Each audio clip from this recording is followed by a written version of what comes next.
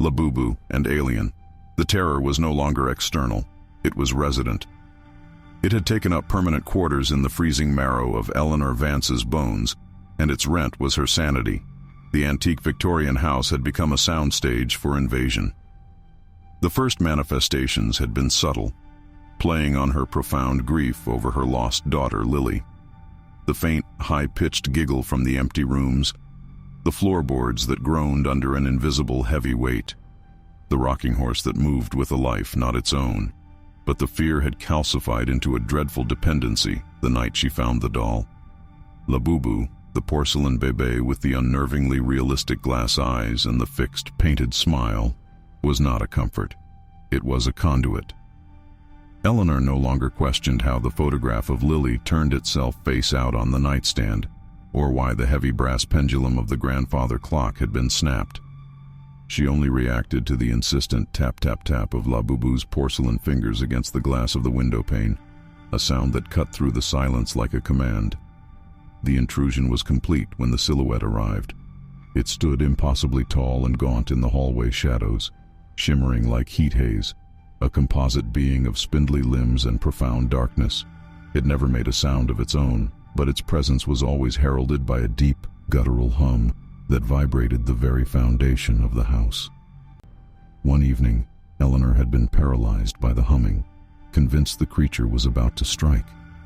But then, Labubu, resting on the nearby chair, had emitted a low, mechanical click from its inner clockwork, followed by a breathy, distorted shh.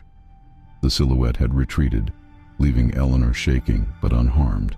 The only physical remnant of that night was a small geometric mark that had appeared on Eleanor's forearm. It looked less like a burn and more like a symbol, throbbing faintly with an internal sickly light. This mark, she realized with chilling clarity, was the receiver. Labubu was the transmitter.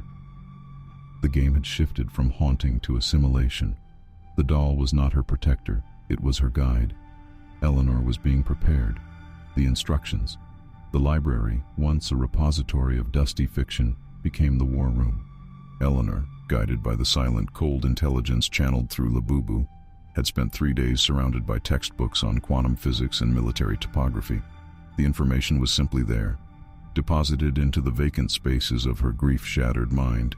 She knew things she should not know about classified projects, sub-level infrastructure, and the energy signatures of non-human technology. Labubu sat perched on the mahogany desk, surrounded by the chaos of research. The doll did not move, yet Eleanor found herself speaking to it as if it were an impatient, demanding general. "The coordinates are locked," Eleanor whispered, her voice rough from disuse. "Groom Lake, sub-level 3, the phase array." A dry, scraping sound, the chitinous brush of the silhouette, echoed from the hall, urging her forward. The creature was the gatekeeper, monitoring her compliance. Eleanor retrieved a backpack she had packed with calculated, ruthless efficiency: bolt cutters, a pry bar, a thermal blanket, and water. She carefully placed Labubu into the main compartment, zipping it almost fully closed, leaving only a small protective gap. "The vessel must accompany the receiver," she muttered, reciting the silent instruction. She stepped out of the house into the deep, wet darkness of the Mojave night. The pervasive fog which had clung to her home for weeks was not mist, it was a visible energy discharge, and beneath it she felt the low, rhythmic pulse of the earth awaiting a command. The perimeter. The drive was a blur of silent instruction. Eleanor navigated the desolate, unmarked desert roads, the geometric mark on her arm throbbing whenever she deviated even slightly from the prescribed route. She was a drone, perfectly tuned to a signal. The air thinned as she approached the infamous boundary. The chain-link fence, the warning signs, the high-intensity floodlights that tracked nothing but silence. This was the perimeter of Area 51. Eleanor killed the engine of her battered sedan and stepped out. The air here was alive with a barely audible static. The silhouette was here too. She felt it, a profound cold that radiated from the dark scrubland 50 yards away. The gatekeeper had followed her, its presence a cold pressure in the night air. Eleanor didn't hesitate. She retrieved the bolt cutters, moving to the chain-link fence. The metallic snip of the wire was brutally loud in the desolate quiet. As she worked, she heard another sound, a low, rhythmic, almost musical chime emanating from her backpack. Labubu was awake. The music was a soothing, melodic counterpoint to the fear, a beautiful lie designed to keep her focused. She slipped through the gap in the fence, the thick security wire snagging on her jacket, a thin tear in the silence. The earth beneath her feet felt different now, compacted, humming with latent power. Sub-level 3. The base was vast and silent, shrouded in the persistent, otherworldly haze. Eleanor moved with the certainty of a blueprint in her mind, bypassing patrols she knew were there only by the subtle shifts in the air temperature. She descended into the dark, reinforced concrete bowels of the facility, following service tunnels and maintenance shafts that were supposed to be undocumented. Down, down, until the air was thick with ozone and the distant thrum of colossal machinery. She reached sub-level 3. The final barrier was a heavy steel vault door, sealed with a complex digital lock. Eleanor knelt, pulling a small crystalline shard from her backpack, a piece of quartz she had been instructed to retrieve from the clock pendulum. She pressed the quartz against the lock panel. The quartz pulsed with the light from her arm, transmitting the code. The lock panel sputtered, flashing chaotic colors, before settling on a dull green. With a deafening hiss, the heavy vault door retracted into the wall. Eleanor stepped into the chamber. It was vast, circular, and bathed in the sickly green glow she had seen rising from her home. At the center of the room sat the phase array, a colossal dish of unknown alloy, crackling with green energy, humming with the same low frequency the silhouette used. But Eleanor's eyes were drawn not to the array, but to the structure beneath it. A cradle. It was a cylindrical casing, large enough to contain a human body, crafted from a clear, crystalline material that refracted the green light into mesmerizing, hypnotic patterns. The Lazarus cradle. Eleanor unzipped her backpack. She lifted Labubu out and placed the doll carefully on a small, untouched control panel adjacent to the cradle. The doll's glass eyes flared, this time with an intense, burning scarlet. The constant, melancholic chime stopped.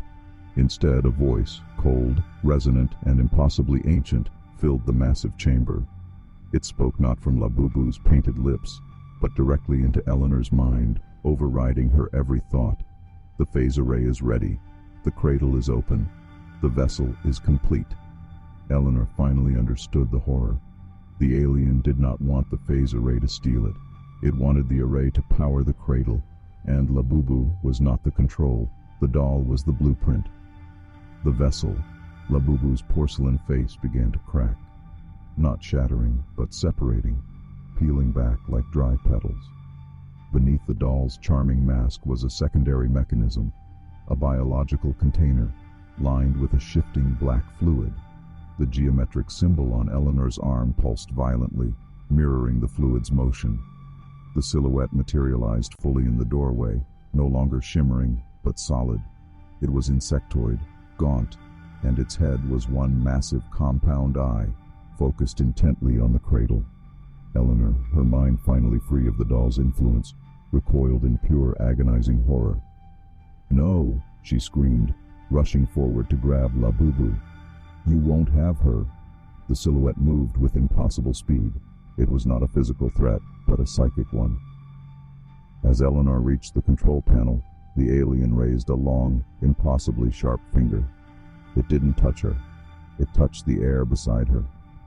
Eleanor felt her grief, her love for Lily, her pain, everything that made her her, compressed into a single blinding spike of despair.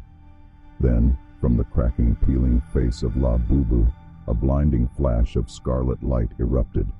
The light didn't hit the silhouette, it hit the crystalline cradle. The cradle glowed, and the black fluid inside Labubu vanished, draining out into the cradle's chamber. The silhouette tilted its head. It had what it needed. It had the vessel's essence. Eleanor stood frozen, watching as the black fluid pulsed inside the Lazarus cradle. The alien technology was now mixing the phase array's energy with the captured essence. She looked at the remains of Labubu. The porcelain shell was empty, hollowed out, the painted smile now seeming to weep black oil. Then, from the center of the cradle, the fluid coalesced, rising into the shape of a small child, not a monster, not an alien. It was Lily, smiling, with curious eyes and a missing front tooth. The silhouette lowered its head in a gesture that was not deference, but possession. It had resurrected the lost, not to heal Eleanor, but to claim the essence of pure, unconditional human love, housed in the perfect, self-sustaining structure of the alien-crafted doll. Eleanor sank to her knees, staring at the crystalline form of her daughter. She had traded her sanity for a horrifying, impossible miracle. The silhouette, now satisfied, turned its massive, compound eye to the only remaining obstacle. Eleanor Vance. She did not resist.